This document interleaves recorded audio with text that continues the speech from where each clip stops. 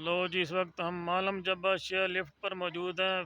फैद रसूल फैज़ी और मैं लिफ्ट पे सवार होकर जा रहे हैं। ये देखिए हमारे सामने लोग आ जा रहे हैं लिफ्ट पे।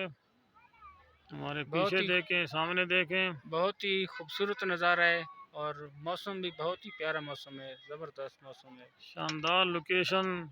साइड पे पहाड़ देखें, सब्ज़ा देखें, ग्रीनरी, हरियाली।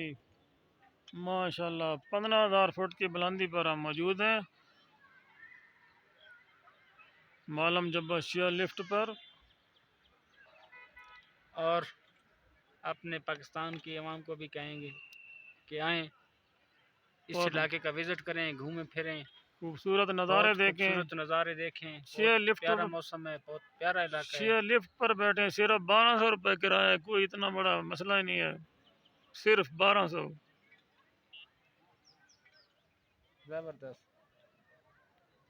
क्या नज़ारे, क्या मौसम, सुभान अल्लाह, अल्लाह की कुदरत। हमारे पीछे अतौला शाहीन और अयाज साजरा भी मौजूद हैं, वो भी आ रहे हैं। ये हमारी बैक साइड पे।